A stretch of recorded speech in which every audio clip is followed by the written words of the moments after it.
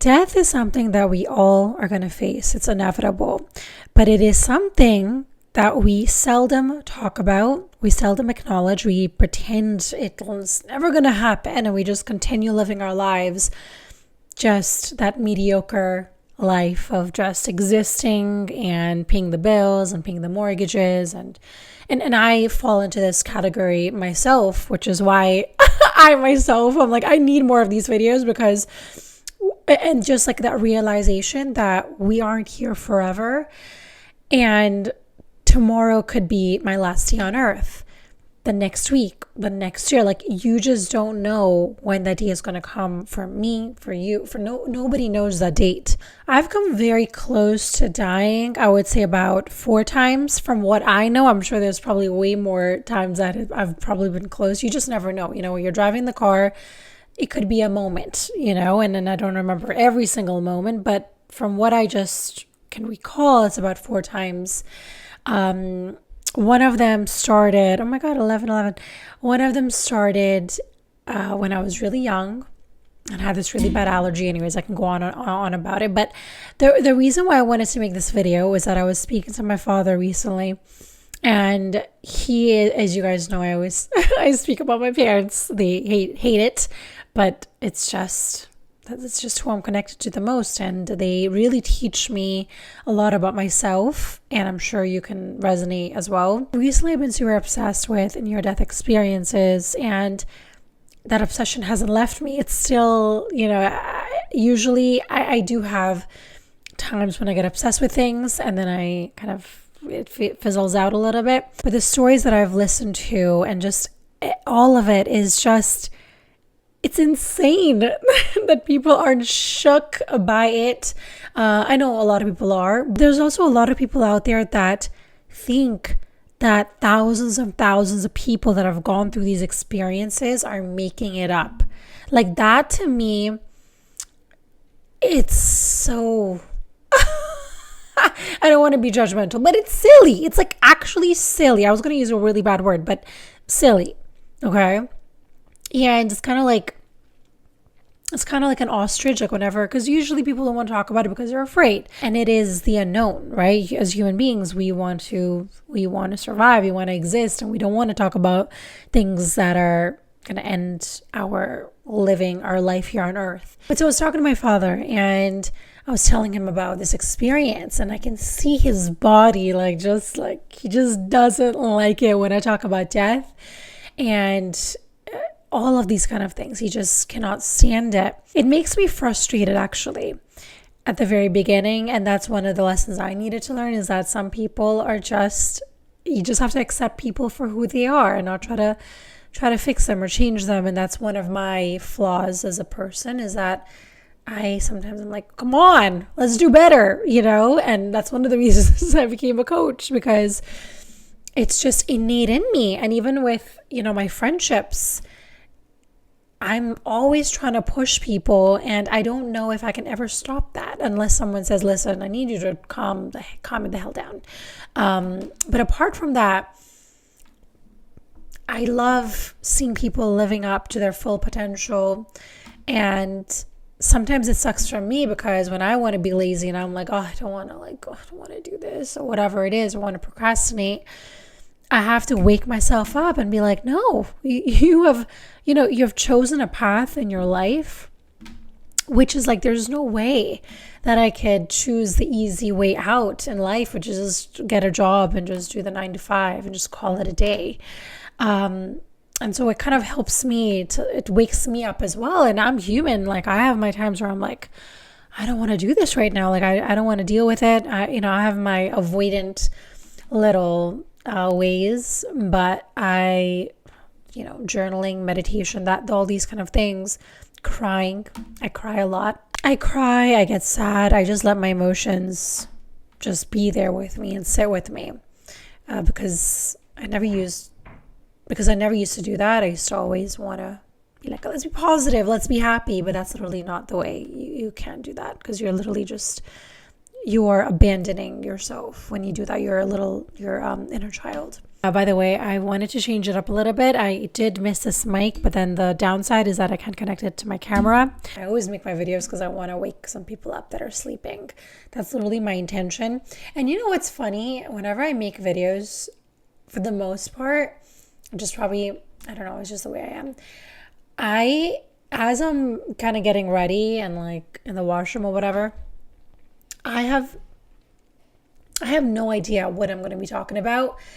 And I literally ask my spirit guides, I'm like, what do I talk about? What does humanity need to hear right now? I heard in my head something along the lines of, we all are going to face death one day or the other. And somehow I ended up thinking about this idea. So, and then because I make some notes on my computer, and as I was doing it, it said 1111. I can't show it to you right now, but it's right there. So, I feel like the universe, I allow the universe to guide me. Usually I would I was super robotic, and I was like, okay, I need to see this. And if I don't, get these points out, then my video is not that great. But it's like, no, I love just free flowing. And even if 5 people can get something out of what I'm saying and they're getting inspired, or they're feeling a little bit more positive, or make them laugh, or whatever it is. Why can I hear myself?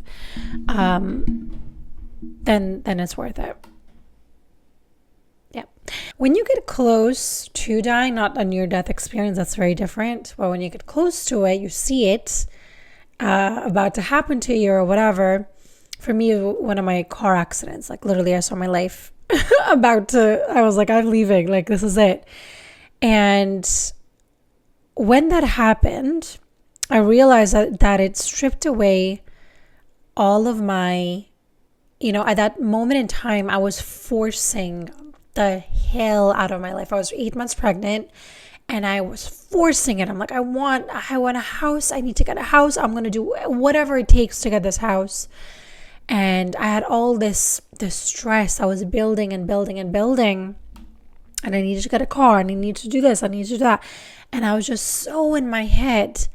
And that accident was one of the worst, but luckily, nothing happened to me, thank God, and my baby. Whew.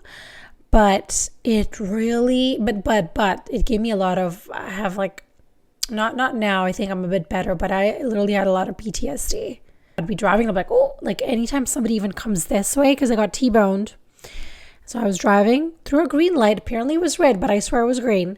I was driving, and then this guy, like going really fast, hit me, and then my car spun, like literally like a movie. And it's a long story, but I saw this man literally in front of me, and I was about to hit him.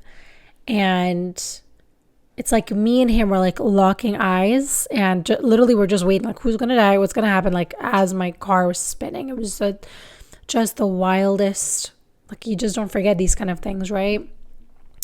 But after that whole experience, I realized like I almost just released. I was like, I'm just so happy to be alive, and I'm just grateful to be here. I just saw 444. Wow. I'm just so grateful to be here and breathe.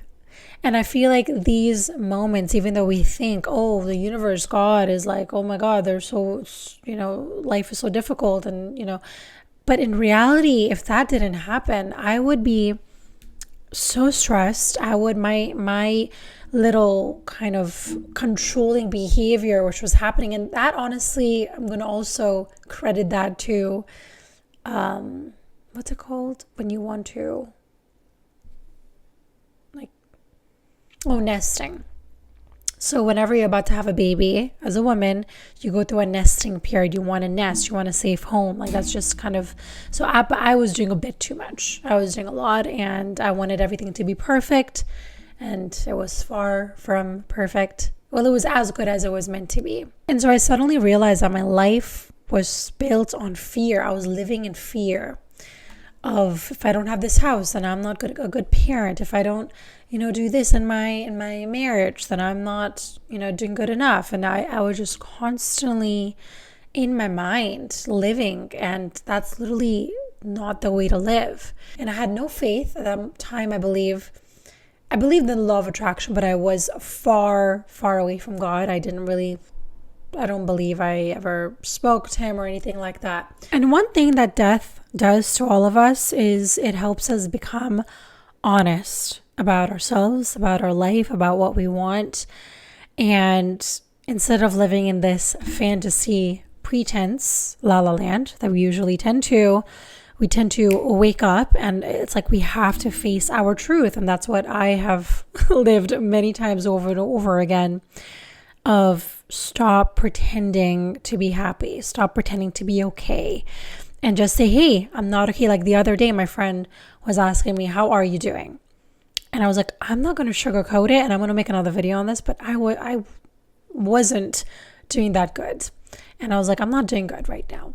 And I think that, I know that, men say, okay, well, women are super emotional and we talk about it. But I think that as a man, you should also have another, friendships, male friends that are able to, or even family, whatever it is, where they're able to like hold space for you when you say, listen, man, I'm not doing good right now. I think it's so powerful to have friendships like that, where you're able to have honesty in that conversation instead of just, yeah, man, I'm doing good. Yeah, all's good and whatever, instead of just pretending that you're not okay. And unfortunately, you guys know this, I talk about this all the time, but men, the suicide rate for men is way higher. And that is one of the reasons why I decided to work with men, because I feel that men need the most help as possible right now. And not even just finding love. To me, it's more about your mindset, about yourself, about your joy, your happiness, about your identity, who you think you are. When I first began becoming a coach, I found that, especially on LinkedIn, there was a lot of men that kept coming to me. They love my posts. They're always like, thank you so much for doing whatever you're doing. And they're the ones that kept coming to me. So I was like, okay, maybe it is men that need the most help. And that is kind of where, in business, you guys know, you have to pick a niche. You have to pick a lane. And for me, men, they were my lane. I'm in your lane, sweetie. And also because a lot of the times when I spoke to men, they would be like, I've never said this to anybody. And I feel like if I can be that space for men to just speak their truth, and just for me to be able to accept them for who they are in that moment, even if it's not perfect, even if it's not great, then that's what I'm meant to do in this life. And even the word coach, like I don't even want to say I'm a coach. Like I want to just be that person that is able to help men in some capacity, help humanity in some capacity. Back to the subject of death. One thing I also realize is that death is going to stop you from chasing things that aren't real, that are fake, because then you realize, oh my God, I'm wasting my goddamn time. And I need to do something that is real and that is coming from my heart. And the sad truth about life, which I learned the hard way, is that not every single human being is going to get that realization in this lifetime. Sometimes souls have to keep coming over and over and over again until they get that realization. And that's why you see a lot of older people where, they're still sleeping. It's because their soul, this is a whole other topic, but there's a book on this actually. There was a Catholic man in Ireland. This story is so bad. But he wrote a book. And so basically in his family, they don't really believe in, spirits or any of these kind of things, or lifetimes, or, like reincarnation. At least that's what I believe. If I'm wrong, please correct me. And when he was really young, he was at a shop and he saw his dead grandfather right next to him, smoking a cigarette, and, all these weird things happen, and realized that he could see spirits and stuff. So, and then they were communicating with him, which was, amazing. And so he actually wrote a book, and I know it sounds wild, but to me, it's in my brain, it doesn't sound wild. In other people's brain, they're like, what? But he wrote a book And I saw this podcast a long time ago, so I really hope I'm not missing a beat. But I remember he said that he wrote a book with his dead grandfather and spirit guides that were he was connected with him, and he ended up writing a book on souls. And I really want to find this book and actually want to get it, but I need to find it. Where there's different soul levels. There's like 1 to 10. And I remember, he did an interview. Oh my gosh. He did an interview with Oprah. And I remember he told her that you're the level 9. Your soul level is 9. And so she's almost, and I don't have all the answers. I don't know what happens after. I don't know any of that, but there is something to it. And I believe that just because you're 80 years old doesn't mean that you're awake. A lot of people that are older are more asleep than people, kids that are like 10 years old. And it's just, that's why we say you seem like an old soul. Like, why do we say these things? Why do we say old soul if they haven't reincarnated over and over again? Like, why do we say these things? To me, it's like, why? Another thing that death enables us to do is to live a different life, to make different decisions for our lives. And instead of putting your time and effort into partners that are toxic, that are unhealthy, that are abusing you, that are draining your energy, that are devaluing you, disrespecting you, whatever it is, you then are choosing from a place of valuing yourself, not abandoning yourself. You start valuing peace, presence, and connection over anything else. There was another time that I almost died when I was really young. I believe I was like 7 or 8. And I was in India in like in a village. Yeah, it was like a village. No, it was a village. No, it was a farm. I'm sorry, it was a farm. And I remember, and it was such a vivid memory of mine, where I was walking by and I smelled this flower. And I didn't have any allergies or anything like that. But then after a couple of hours, my head started itching, and it was the weirdest thing. I still don't know what the hell it was, but my head was itching like really, really bad. And my mom was like, "Oh, you have lice." And so they put this medicine in my hair to remove all the lice, which there was no lice in my there was no lice in my hair. And then my entire body started getting itchy. And then by like 7, 8 o'clock, my whole body went numb. And then by the evening, 7 or 8 p.m., my whole body went, I wasn't able to move.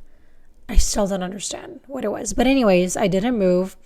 And I was like a vegetable, and I was just observing.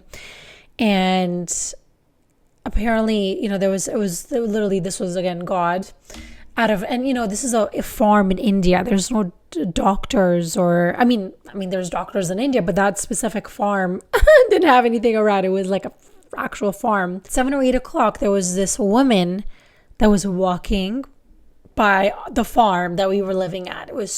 That's called angels, by the way. Literally an angel, or just divine intervention. And she said, "Oh, my husband," my mom said, or one of them said, like, "My daughter's, she has something happening to her. You need to help."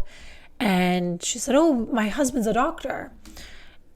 It's crazy. Anyway, so I got treated, and he basically said to my parents, like the next day, she had an allergy of pollen. I'm not even allergic to pollen. I don't know what. Anyways, that was what he said. And he said if the allergy went into my brain, I would have died. But because the allergy went into my heart, I survived. And I remember I was in hospital for a while. But that was one of my other near-death, well, I didn't have a near-death experience, but it was very close to me not being here. And I want to share with you guys, there's 2 other times, which wasn't really, it was just me hanging out with the wrong people. Again, this is me. That's why with my daughter now, it's like, and luckily she already has this very stubborn, very strong, strong personality. But with me, I was a people pleaser. I would go with anybody, just to make them happy. And that's just not what you want from a woman. And you do not want to raise kids like that. Even though being a being a good, kind person. Yes, that's amazing, but you should never. Anyways, I can go into that. But I remember dating this guy when I don't know how old I was. Oh, I was probably like, I can't remember honestly. Oh my God, but I was around 20s, probably at 20s, you would say. And I don't even remember where I met him. But anyways, he was this Iranian guy, super good looking. And I remember I was super attracted to him. That was definitely, he was super attractive. And that bad boy kind of energy, and he was an Aquarius. And honestly, from that point, I'm like, I don't like Aquarius men. There was something about him that was really mysterious. Anyways, so I remember I got in the car with him and he was driving like a maniac. Like literally, I was like, that's it. Today is the day. I don't know if I'm going to live. He was driving so fast. Like, I don't even know how, like, I've never been driven that fast in my entire life. It was probably like a 180 down the highway. And he was like, oh, the other day a cop was like following me. And I like kind of went, he figured his way out. And yeah, that was a very, nothing happened, but it was very close to hitting a car. So I'm going to make that as one of mine. But there was another time that I was with one of my partners a while back. And it's such a crazy story, but we were actually at a cemetery. And so he had a lot of emotions. And we got in the car. And I remember, and this was like in pitch dark, like just darkness. It was just crazy to me that this happened. But anyways, he had these flood of emotions and just anger and all the stuff that you would feel. And he just pressed his foot so hard on the gas, like reversing. And we were just like it was just like our entire body. It was just insane. And I was like, as I was hearing the car, like we're going back and I had no control of the car, I was like, that's it. Like we're done. And because he was reversing into the road. So if there was a car, luckily it was nighttime, but still, if there was a car or a truck or whatever, we would have hit that car. Anywho's, we didn't. Everything was fine.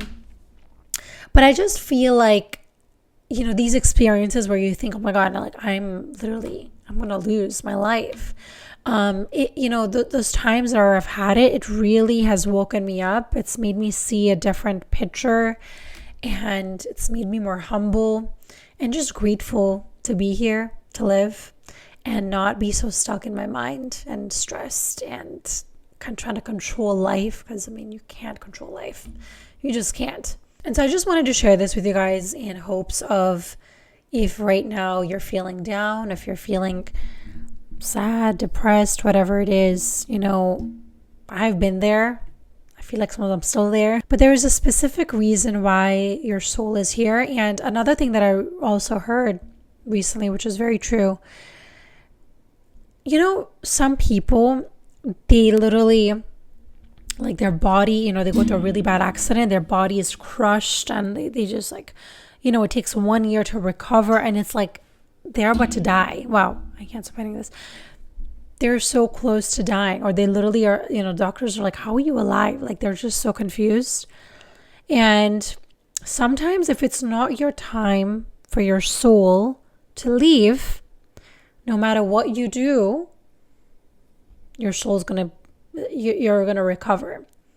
But those times where, you just hear like, oh, this kid just got hit by a bus and they, like, these random events happen. And I know it's horrible to even think about it, but that's like that soul's time to exit, to leave. And also a lot of the times we feel like, oh, the soul hasn't had the time to live its full potential or full life yet. In reality, that soul chose that exact path, that exact journey for a very specific reason. Sometimes that soul is, they're there to teach their parents a certain lesson or whatever it is about gratitude. And it's really difficult for us human beings to understand that, grasp that. Even myself, sometimes, I hear, like I heard this guy, he lost 4 kids in a matter of, like, he had 7 kids in total, and he lost 4 of them in a matter of seconds. This guy, he was a bit drunk.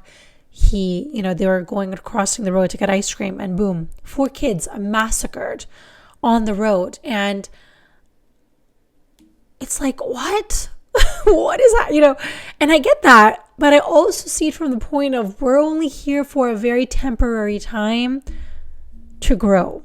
We're here to help our soul evolve, because when we're in heaven with God, we can't really grow, because for whatever reason, we are just love and just compassion when we're up there. But when we're down here, we have emotions, and we're able to go through difficult experiences and learn and help other human beings, because at the end of the day, we're here to raise our consciousness as a collective. So if you have been avoiding the topic of death for a very long time, I encourage you to check out some near-death experiences, to just watch some of them, and just go with that little bit of a thought. Don't go with a prejudice, or with a, no, this is crap, or this is all BS, or that, like, black and white.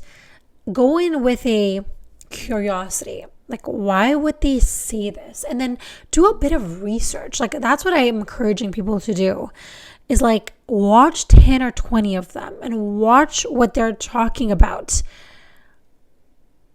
Because to me, the way, like, I don't know, if I had if I was faking it, there's no way that I could talk in, like, when people that go through this, you'll notice one thing is that they remember every little detail, little dot on that flower in heaven. They remember everything. And when I have a dream, I barely remember it. I remember like 2 seconds of it. Like, by the time I brush my teeth, the dream is gone. And I've had some crazy dreams. So just do some research, have a look, and I don't know, maybe it won't help you at all. Maybe you'll be like, that's ridiculous. Or maybe you'll be like, wow, this is really interesting and I want to learn more, right? And that's really the reason why I'm here, is for you to open up your mind and just see things from a different angle, from a different perspective. So that's it for this video. I hope you guys enjoyed it. Let me know below if you guys like these podcast videos. Are you okay with my setup? Or do you want me to go back into my little microphone thing that I was doing? So let me know. Thanks for watching, and I'll see you guys in my next one.